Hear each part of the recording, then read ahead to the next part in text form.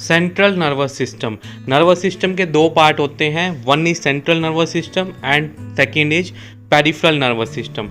तो जो सेंटर में ऑर्गन रहते हैं और बेसिकली की रोल प्ले करते हैं फंक्शन में, उसको हम सेंट्रल नर्वस सिस्टम के अंतर्गत रखते हैं, और जो स्ट्रक्चर्स पेरिफेरी में रहते हैं उसको हम पेरिफेरल नर्वस सिस्टम के अंतर्गत कंसीडर करते हैं। तो सेंट्रल नर्वस सिस्टम जो है बेसिकली ब्रेन और स्पाइनल कॉर्ड इन दो पार्ट से मिलकर बना हुआ होता है, और ये body system is responsible for integrating and coordinating activities of the entire body. कैसे करता है? ये पेरिफेरल नर्वस सिस्टम से सिग्नल को लेता है, उसको प्रोसेस करता है, एनालाइज करता है, और कोऑर्डिनेटेड एक्शन उसके प्रति जो इफ़ेक्ट है बॉडी सिस्टम्स के ऊपर, अदर बॉडी सिस्टम के ऊपर, वो ये प्रोड्यूस करता है। और ये सिस्टम इमोशन, थॉट, सेंसेशन और बॉडी मूवमेंट्स को कोऑर्डिनेट करने का काम भी करता है। तो अब इन फंक्शंस को हम थोड़ा डिटेल में कैटेगराइज करके स्टडी करें तो दो कैटेगरीज की बनती हैं। पहली कैटेगरी है coordination and movement. Primary function of the central nervous system is integration and coordination. CNS जो है इनपुट रिसीव करता है डिफरेंट सोर्सेज से, ठीक है, जैसे इंटीगुमेंट्री सिस्टम से स्किन से कुछ सेंसेशन लेना, या आईज से कुछ सेंसेशन लेना, या नोज से कुछ सेंसेशन लेना। तो इनपुट रिसीव करता है, उसको फिर ये जो है इम्प्लीमेंट करता है, एक स्टिमुलाई, एक रिस्पॉन्स जनरेट होता है कॉसिव मैनर में। कॉसिव मीन्स वेल कोऑर्डिनेटेड मैनर के अंदर। फॉर एग्जाम्पल, अब अगर आपको चलना है, चलने के लिए आँखों की जरूरत होती है, विजुअल इनपुट की। दूसरा इंटीगुमेंट्री सिस्टम, मतलब आपकी स्किन की, कि जिस सरफेस पे आपको चलना है वो सरफेस कैसी, टेढ़ी मेढ़ी है या सिंपल है, फ्रिक्शन फ्री है या फ्रिक्शन वाली है, मार्बल सरफेस है या रोड है, तो उस हिसाब से उसके ऊपर चलेंगे। अगर मार्बल ज़्यादा फिसलने वाली है तो आपकी मूवमेंट कुछ डिफ़र करेंगी, और अगर सड़क है तो डिफ़र करेंगी, और अगर ऊबड़ खाबड़ है या उसमें गड्ढे हैं तो आप अलग तरह से स्केलेटल मूवमेंट्स करेंगे ताकि आप ढंग से चल पाएँ। शुरू में इन तरह की मूवमेंट्स को करने के लिए हमें बहुत ज़्यादा इंटेंशन की ज़रूरत पड़ती है, लेकिन जब जब बच्चा चलने लग जाता है तो ये मूवमेंट इनवॉलेंटरी, मतलब बहुत कम अटेंशन से हम अपने आप कर सकते हैं। इसी तरह से जो कॉम्प्लेक्स और कोऑर्डिनेटेड मूवमेंट है, जैसे साइकिल जब चलानी होती है, साइकिल में क्या है, कोऑर्डिनेटेड मूवमेंट होती है दोनों लेग्स की अल्टरनेटिवली, राइट लेफ्ट। तो ये कोऑर्डिनेटेड मूवमेंट जो है वो सेंट्रल नर्वस सिस्टम द्वारा संपन्न होती है। अब दूसरा कैटेगराइजेशन है फंक्शंस का, thought and processing. CNS, specially brain, is considered the physical seat for most higher order mental functions. Higher order mental function के लिए ब्रेन जो है मेन ऑर्गन है जो कंट्रोल करता है।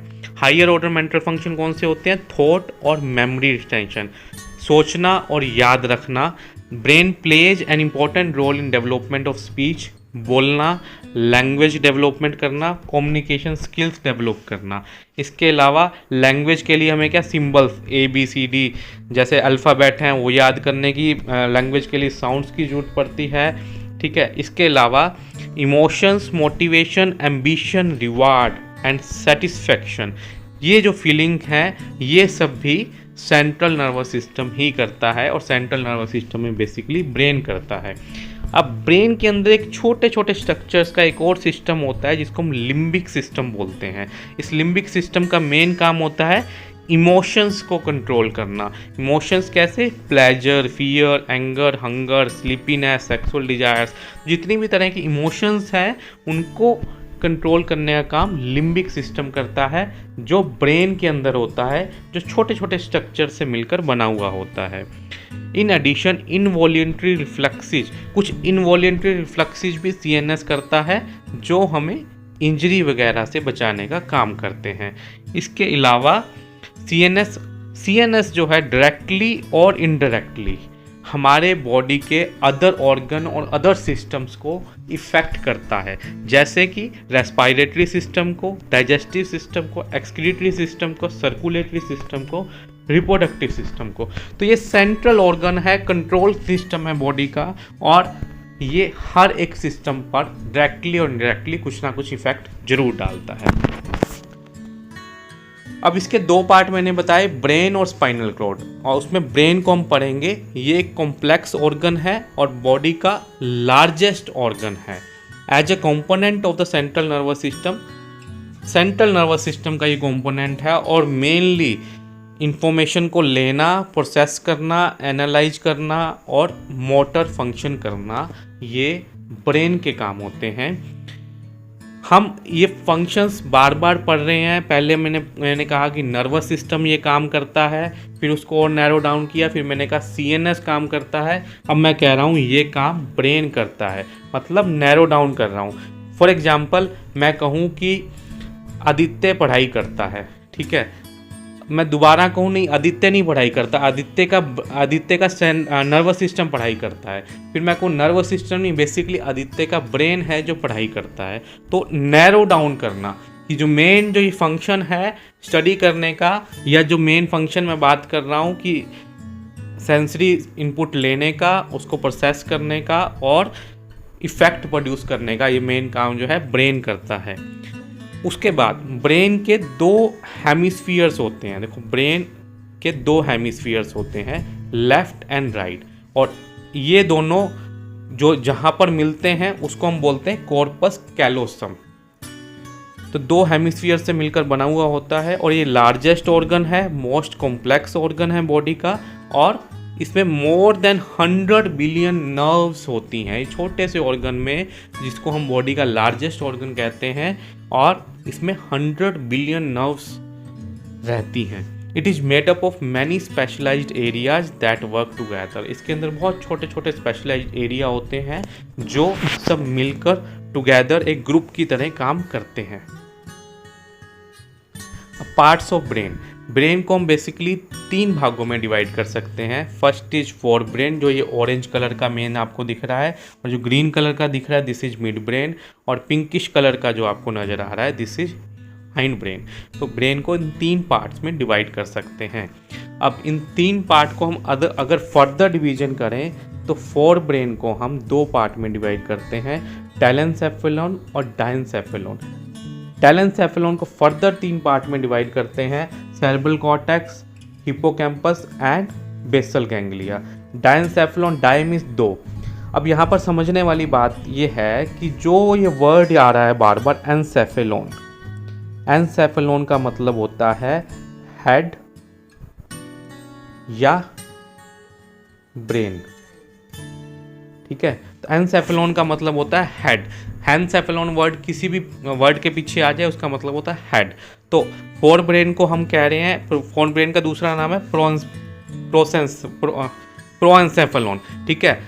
प्रोएंसेफेलॉन का मतलब हो गया एंटीरियर हेड, जो है मेन जो फोर हेड है, फोर ब्रेन है, उसको हम प्रोसेफेलॉन बोल रहे हैं। मिड ब्रेन को हम मिजनसेफेलॉन बोल रहे हैं। मिजन का मतलब हुआ मिड, एंड एनसेफेलॉन का मतलब हुआ ब्रेन, ठीक है, मिड ब्रेन जो है। ऐसे हिंड ब्रेन जो लास्ट वाला, जिसको हम पोस्टीरियर ब्रेन या लोअर ब्रेन भी बोल सकते हैं, उसको हम रोमेनसेफेलॉन बोलते हैं, ठीक है।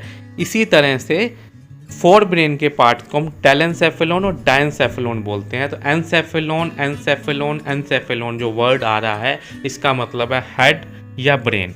तो इसको 2 भागों में डिवाइड करेंगे। उसके बाद टेलेंसेफेलॉन के भी 3 पार्ट हो जाएंगे, cerebrum, hippocampus and basal ganglia. Diencephalon के हाइपोथैलेमस और थैलेमस। ऐसे ही मिड ब्रेन को हम मिजनसेफेलॉन भी बोलते हैं, और इसके 3 part superior calculus, colliculus and inferior colliculus and motor nuclei. ऐसे हिंड ब्रेन के 2 पार्ट मेटेनसेफेलॉन और माइलसेफेलॉन, और मेटेनसेफेलॉन के 2 पार्ट पोन्स एंड सेरेबेलम, और माइलसेफेलॉन के मेडुला। काफ़ी कॉम्प्लिकेटेड नेम्स हैं, अगर आप सभी याद ना कर पाएँ तो सिर्फ थोड़े नाम आपको याद करने हैं जो मैं आपको बताऊं। सबसे पहले तो ब्रेन को 3 भागों में डिवाइड करते हैं, फोर ब्रेन, मिड ब्रेन और हिंड ब्रेन, पहली चीज़। दूसरा, फोर ब्रेन में मेन स्ट्रक्चर है सेरेब्रम और हाइपोथैलेमस एंड थैलेमस। ये 3 स्ट्रक्चर हैं फोर ब्रेन के मेन। उसके बाद मिड ब्रेन आता है। मिड ब्रेन के 2 structure, superior colliculus and inferior colliculus. उसके बाद हिंड ब्रेन आता है। हिंड ब्रेन के 3 स्ट्रक्चर, पोन्स, सेरेबेलम और मेडुला। अगर आप एनसेफेलोन वर्ड्स में कंफ्यूज हो रहे हैं तो इनको याद करने की ज़रूरत नहीं है, लेकिन आपको पता होने चाहिए। ठीक है, आप ये जो मैंने बताए ये याद कर लें, आपको ईजी रहेगा। ठीक है, उसके बाद फोर ब्रेन, जिसको हम प्रोएंसेफेलोन भी बोलते हैं, इसके बारे में थोड़ा सा डिटेल में पढ़ते हैं। It is a largest brain part, brain का ये लार्जेस्ट पार्ट है। इट कंसिस्ट ऑफ 2 सब डिविजन्स, पहली है टेलेंसेफेलोन, दूसरी है डायंसेफेलोन। टेलेंसेफेलोन का जो मेन पार्ट है वो है सेरेब्रम, और इसके अलावा इसमें 2 छोटे छोटे स्ट्रक्चर और होते हैं जिसको हम हिप्पोकैम्पस और बेसल गैंग्लिया भी बोलते हैं। और डायंसेफेलोन में बेसिकली 2 स्ट्रक्चर, हाइपोथैलेमस और थैलेमस। ये आपको जो रेड कलर का नज़र आ रहा है ये बेसिकली टेलेंसेफेलोन है, जिसमें मेन पार्ट है सेरेब्रम। और डायंसेफेलोन के 2 छोटे छोटे पार्ट, ये ग्रीन कलर का छोटा सा थैलेमस और ये ऑरेंज कलर का हाइपोथैलेमस। अब हम पढ़ेंगे सेरेब्रम। सेरेब्रम हम ब्रेन पढ़ रहे हैं, ब्रेन में फोर ब्रेन पढ़ रहे हैं। फोर ब्रेन में जो पार्ट है सेरेब्रम, सेरेब्रम जो है सबसे बड़ा पार्ट होता है और मेन पार्ट होता है जो हमें ऊपर से दिखाई देता है। तो पहला तो इसके 2 हेमिस्फीयर होते हैं जैसा मैंने आपको बताया, ठीक है, लेफ्ट एंड राइट। और इन हेमिस्फीयर्स को जो मिलाती है, जो ये बीच की जो आपको रिज नज़र आ रहा है, दिस इज कॉर्पस कैलोसम। इसके अलावा इसके अंदर गायरी और सल्काई होते हैं। गायरी और सल्काई क्या है? ये जो आपको रिजिज नज़र आ रहे हैं, देखो जो ये रिज है इसको हम गायरी बोलते हैं, और जो ये बीच में लाइन है इसको हम सल्काई बोलते हैं। और ये लाइन अगर ज़्यादा डीप है तो इसको डीप सल्कस या फिशर भी बोलते हैं।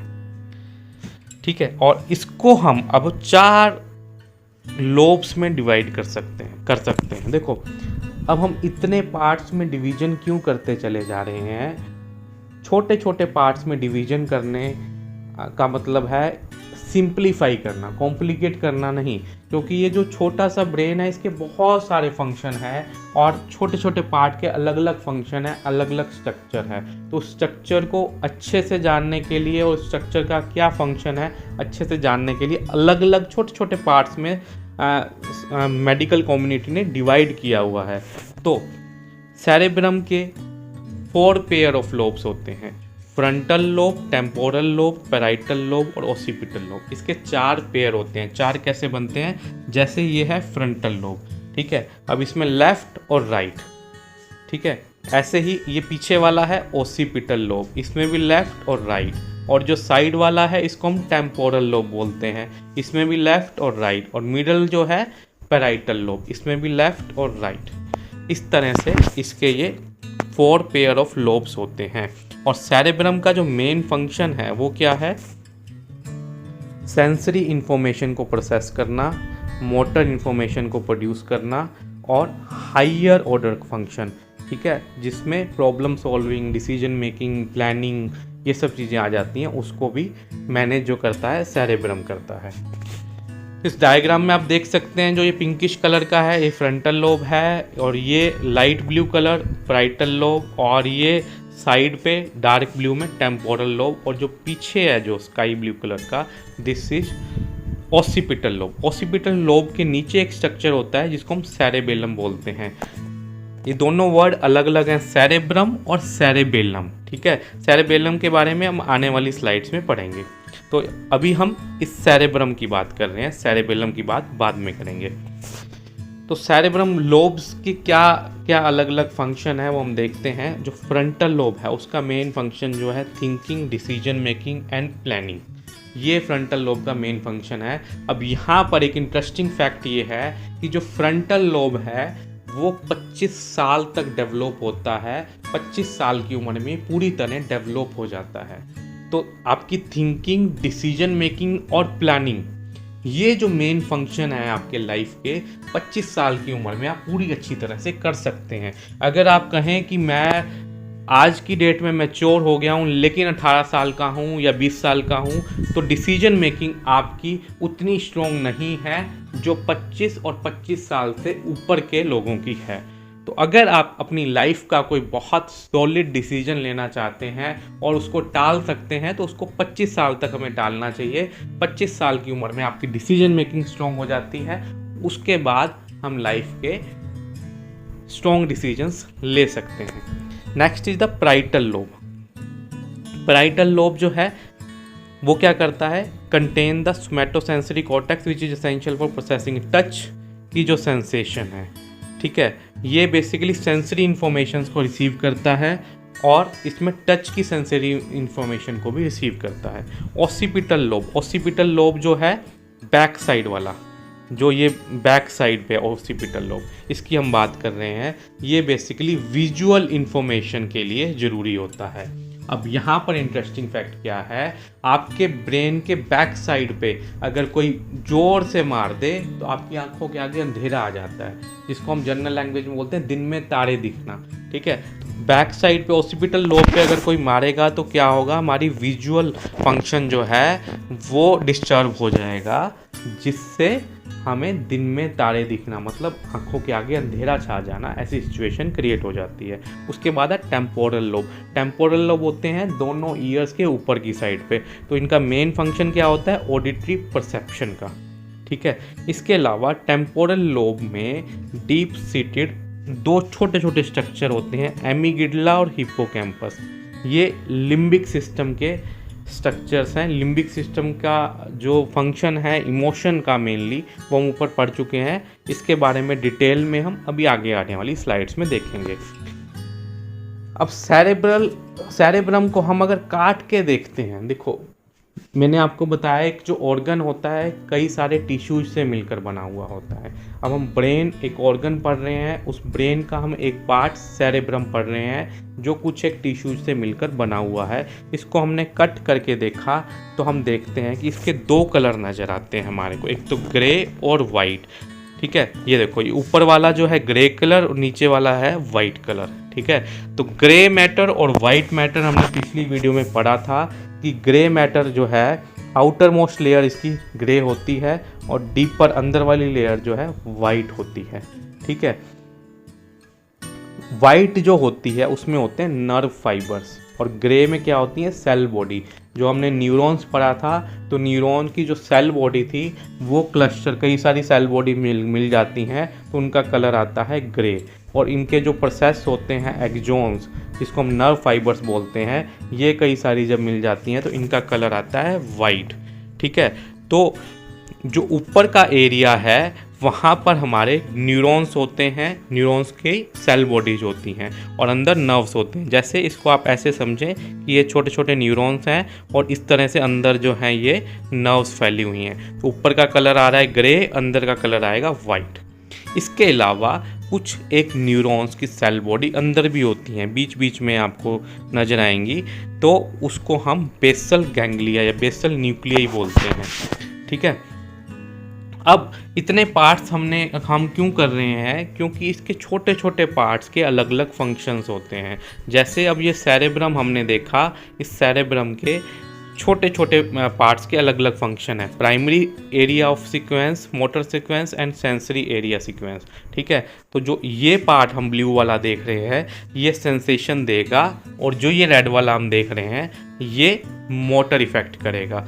फॉर एग्जाम्पल ये हमने छोटा सा पार्ट देखा, ये क्या करता है, आई की, नोज की, फेस की, लिप्स की सेंसेशन को ब्रेन के अंदर लाएगा, ठीक है। और ये जो छोटा पार्ट देखा हमने, नेक की, आई की और फेस की, लिप्स की, जा की, मोटर फंक्शंस को लेके जाएगा। इस तरह से ये छोटे छोटे पार्ट हैं, इसको हम मैथमेटिकल नंबर में भी डिवाइड करते हैं, 20 नंबर, 21 नंबर, 22 नंबर, 24 नंबर, इस तरह से भी पढ़ते हैं। लेकिन ये ओवरव्यू मैंने आपको इसका दे दिया है, इसकी डिटेल में आपको नहीं जाना है।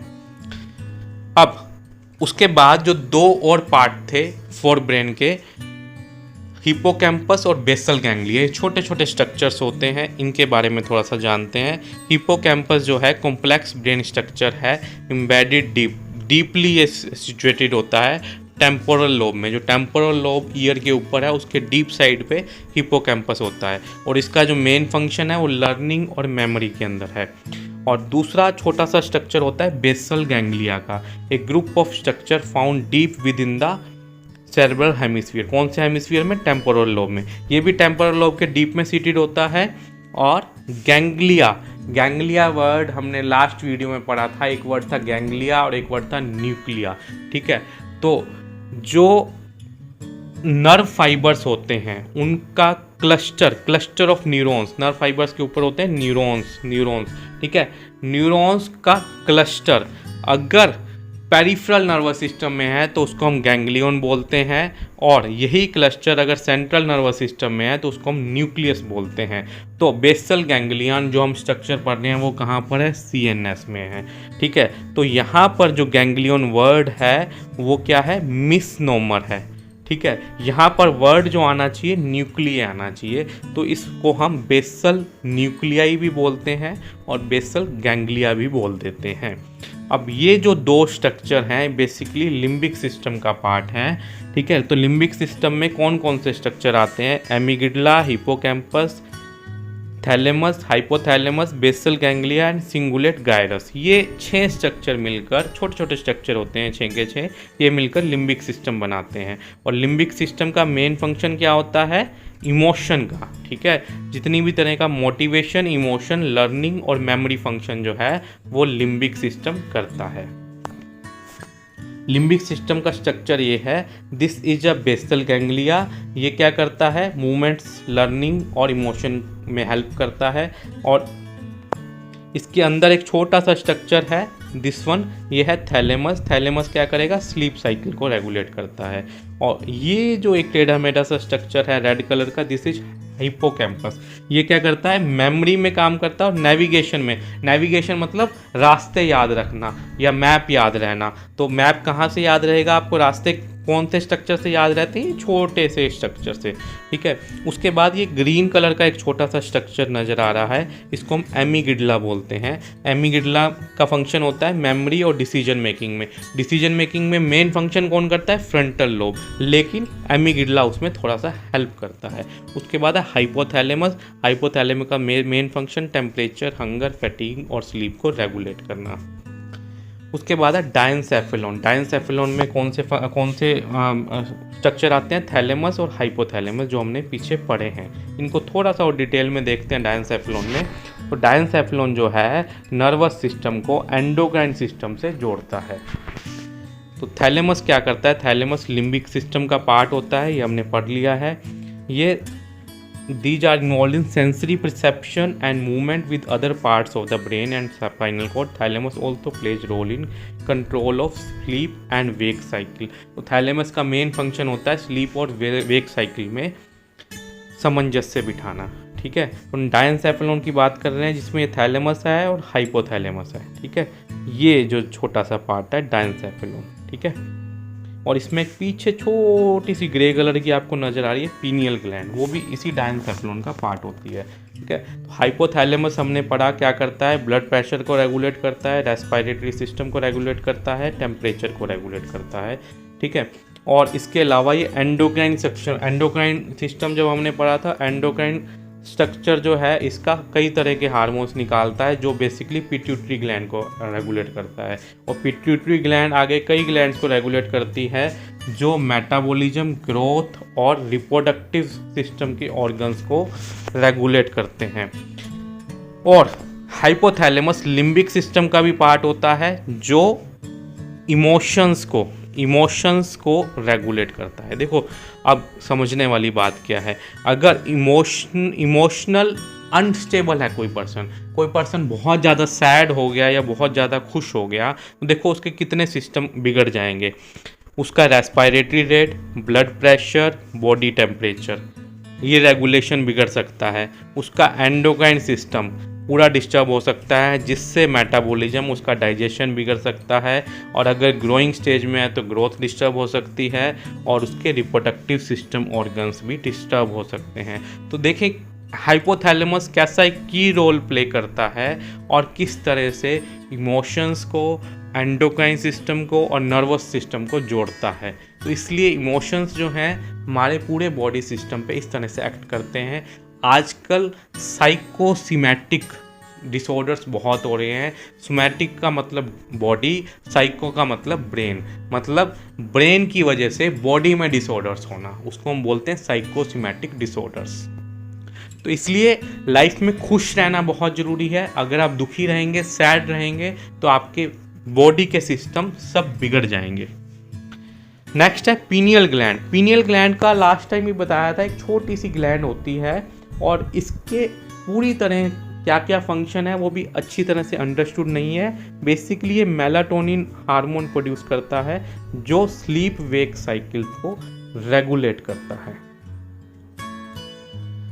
उसके बाद है मिड ब्रेन, जिसको मिजेंसेफेलोन भी बोलते हैं। Mes means middle and encephalon means brain. Mid brain is the area of the brain that connects the fore brain to the hind brain. अब हमने एक पढ़ा फोर ब्रेन और एक है हिंड ब्रेन, इसके बीच का जो एरिया है इसको हम कहेंगे मिड ब्रेन, ठीक है, जो इन दोनों के बीच का एरिया है। The mid brain and hind. अब दूसरी समझने वाली बात क्या है कि मिड ब्रेन और हिंड ब्रेन ये दोनों मिलकर क्या बनाते हैं, ब्रेन स्टेम। इन दोनों स्ट्रक्चर्स को मिलाकर हम ब्रेन स्टेम भी बोलते हैं। अब जो ये ब्रेन स्टेम बताया मैंने, ब्रेन स्टेम स्पाइनल कॉर्ड से नीचे कनेक्ट होती है, स्पाइनल कॉर्ड और ऊपर ये सेरेब्रम, नीचे आपकी स्पाइनल कॉर्ड, इन दोनों को मिलाने वाला मिड ब्रेन और हिंड ब्रेन, ठीक है। तो ये इसको हम कहेंगे ब्रेन स्टेम। ब्रेन स्टेम क्या करता है, सेरेब्रम और स्पाइनल कॉर्ड को मिलाता है। The mid brain regulates movement and aids in the processing of auditory and visual information. Auditory और विजुअल इंफॉर्मेशन में मिड ब्रेन हेल्प करता है। मिड ब्रेन के स्ट्रक्चर अगर हम देखें तो tectum, cerebral peduncle and tegmentum. तो टेक्टम के अंदर जो मेन है सुपीरियर और इन्फीरियर कॉलिकुलस। बेसिकली ये दो स्ट्रक्चर जो है मिड ब्रेन के इम्पोर्टेंट हैं। यहाँ हम डायग्राम में देख रहे हैं, ये ऊपर का जो है ये पार्ट जो है ये है सुपीरियर कॉलिकुलस और ये है इन्फीरियर कॉलिकुलस, और ये जो पार्ट है टेगमेंटम है। तो ये मेन स्ट्रक्चर्स हैं मिड ब्रेन के। तो टेक्टम क्या करता है, टेक्टम में दो आते हैं, सुपीरियर कैलिकुलाई और इन्फीरियर कैलिकुलाई। सुपीरियर कैलिकुलाई विजुअल सिग्नल्स को कंट्रोल करता है और इन्फीरियर कैलिकुलाई ऑडिटरी सिग्नल्स को कंट्रोल करता है। उसके बाद है सेरेब्रल पेडंकल, एंटीरियर पोर्शन, ये एंटीरियर पोर्शन है। डोर्सल, ये टेक्टम जो है dorsal, dorsal means posterior portion. तो एंटीरियर पोर्शन होता है मिड ब्रेन का जो कई सारे नर्व फाइबर्स का बंडल होता है, ठीक है। ये ऑटोनोमिक और एंडोक्राइन फंक्शंस में हेल्प करता है। उसके बाद है टेगमेंटम। टेगमेंटम क्या है, वेंट्रल, वेंट्रल का मतलब होता है एंटीरियर, ये भी एंटीरियर पार्ट होता है मिड ब्रेन का। और इसके अंदर भी छोटे छोटे कई स्ट्रक्चर्स होते हैं जिसमें एक स्पेसिफिक स्ट्रक्चर है सबस्टेंशिया निग्रा। ये क्या करता है, ये डोपामीन प्रोड्यूस करता है। डोपामीन क्या करता है, मूड को रेगुलेट करता है। मतलब अगर आपके ब्रेन के अंदर सबस्टेंशिया निग्रा डोपामीन ज़्यादा प्रोड्यूस कर रहा है तो आपका मूड इलेवेट रहेगा, आप खुश रहेंगे। अगर डोपामीन कम प्रोड्यूस हो रहा है तो आपका मूड डाउन रहेगा। तो मूड रेगुलेशन का काम डोपामीन करता है। लास्ट जो ब्रेन का पार्ट है हिंड ब्रेन, जिसको हम रोबेनसेफेलोन भी बोलते हैं, और इसके दो सब डिविजन्स होती हैं, मेटेनसेफेलोन और माइलेनसेफेलोन। मेटेनसेफेलोन के दो पार्ट, पोन्स एंड सेरेबेलम, और माइलेनसेफेलोन का एक पार्ट मेडुला ओब्लोंगेटा। देखो ये पार्ट्स का समझने के लिए मैं आपको बताऊं कि मैंने 3 स्टूडेंट लिए, एक अभिषेक, एक आदित्य और एक यश, 3 स्टूडेंट लिए। उसके बाद इन 3 स्टूडेंट को बोला हमने हिंड ब्रेन। उसके बाद इनके 2 ग्रुप बना दिए, आदित्य और अभिषेक, इसको मैंने बोला ये एक्टिव हैं, इसका एक ग्रुप बन गया, इसको मैंने बोल दिया मेटेनसेफेलोन। और यश, इसको बोला ये पैसिव है इस ग्रुप में, इसको हमने नाम दे दिया मेलेनसेफेलोन। तो इसको समझने के लिए मैंने आपको ये नाम बताए कि ये 2 पोन्स और सेरेबेलम मिलकर बनाते हैं मेटेनसेफेलोन। मेडुला ओब्लोंगेटा को माइलेनसेफेलोन भी बोलते हैं, और इन तीनों को मिलाकर हम हिंड ब्रेन बोलते हैं। इस तरह से नाम अलग अलग दिए गए हैं। अब इनका क्या फंक्शन है, देखो इनके अंदर से कई सारी क्रैनियल नर्व्स निकलती हैं। क्रैनियल नर्व्स क्या होती हैं, क्या फंक्शन होता है, ये हम नेक्स्ट वीडियो में पढ़ेंगे जब हम PNS की बात करेंगे, पेरिफेरल नर्वस सिस्टम की, ठीक है। तो कुछ नर्व्स जो हैं वो मेटेनसेफेलोन में पोन्स और सेरेबेलम से निकलती हैं जिनका अलग अलग फंक्शन होता है। कुछ नर्व्स जो हैं माइलेनसेफेलोन मीन्स मेडुला ओब्लोंगेटा में से निकलती हैं जिनका अलग अलग फंक्शन होता है।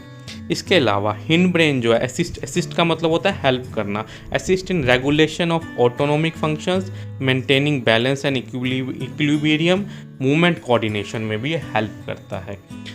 तो हिंड ब्रेन की हम बात कर रहे हैं, पोन्स, मेडुला और सेरेबेलम ये इसके पार्ट होते हैं। हिंड ब्रेन और मिड ब्रेन मिलकर बनाता है ये मिड ब्रेन और ये हिंड ब्रेन मिलकर बनाता है ब्रेन स्टेम। तो इसके अंदर पहला हमने देखा पोन्स क्या करता है, कंपोनेंट ऑफ ब्रेन स्टेम होता है ये, which acts as a bridge connecting cerebrum. ये सेरेब्रम को मेडुला ऑब्लोंगेटा से मिलाता है। ऊपर सेरेब्रम है, नीचे मेडुला ऑब्लोंगेटा है, बीच में पोन्स है, तो ये इसको मिलाने का काम करता है। The pons assist in the control of autonomic functions as well as states of sleep and arousal. Sleep and wake cycle को हेल्प करता है ये, autonomic functions में भी हेल्प करता है।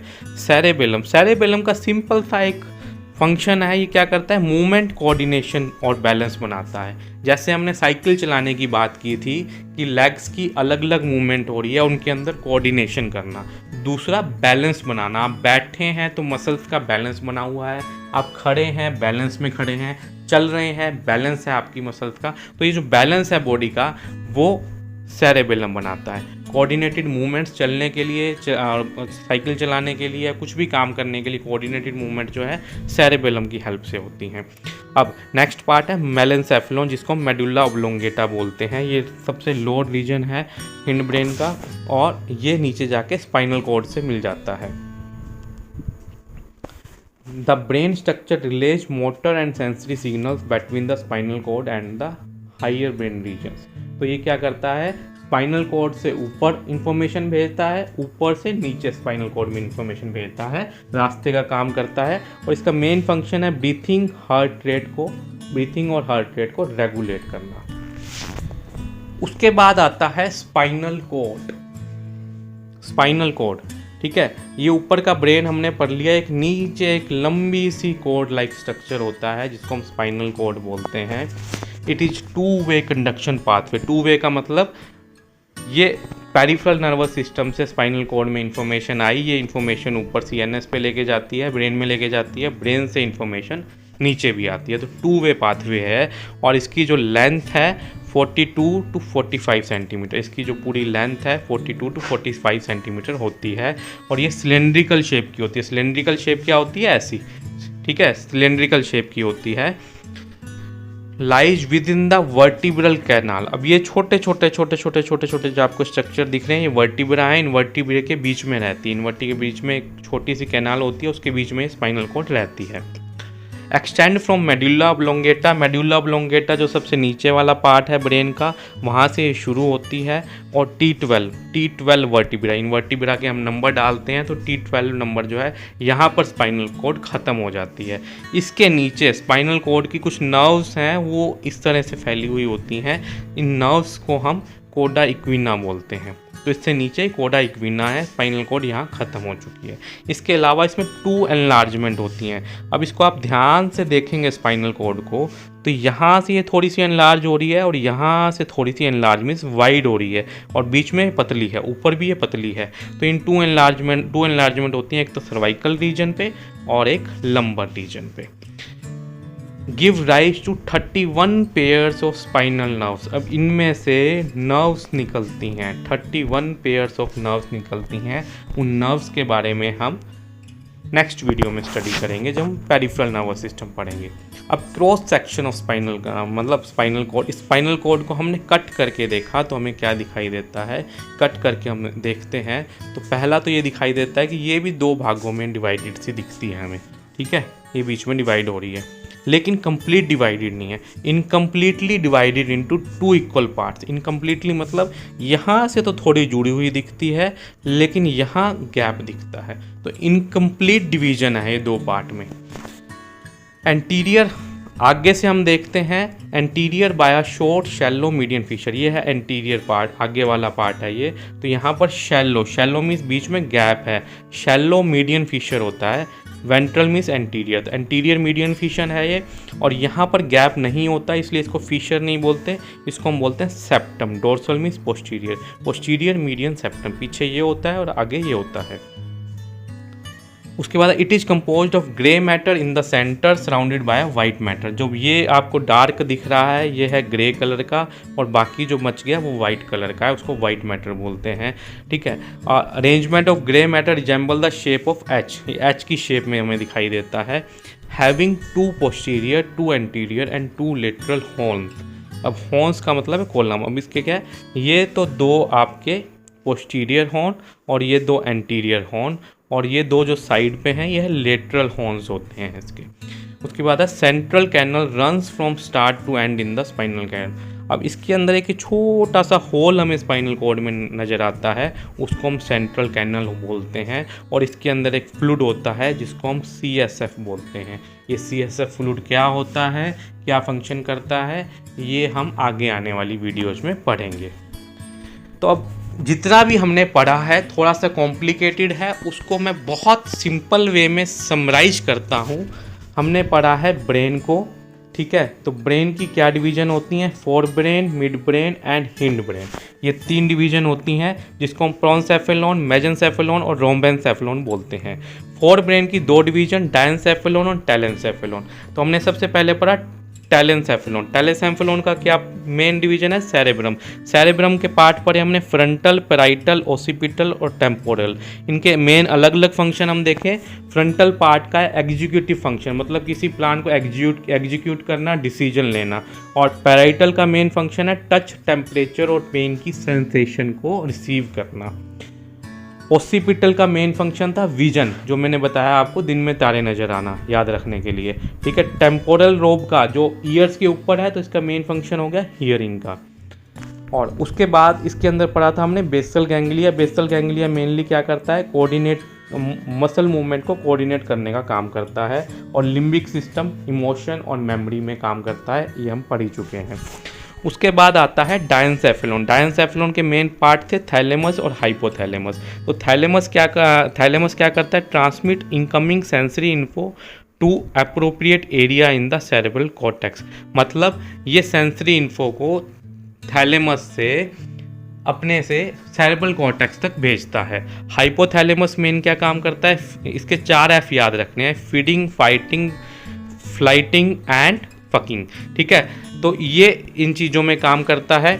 उसके बाद है आपका मिड ब्रेन। मिड ब्रेन को मेजेंसेफेलॉन भी बोलते हैं। इसका जो मेन स्ट्रक्चर है कॉलिकुलाई, 2 होते हैं, सुपीरियर और इन्फीरियर। सुपीरियर क्या करता है, विजुअल इनपुट में हेल्प करता है, और इन्फीरियर कॉलिकुलाई ऑडिटरी इनपुट में हेल्प करता है। Mid brain over. उसके बाद आता है हिंड ब्रेन, जिसको रोम्बेनसेफेलॉन भी बोलते हैं। इसके 2 पार्ट, माइलेनसेफेलॉन और मेटेनसेफेलॉन। मेटेनसेफेलॉन के 2 पार्ट,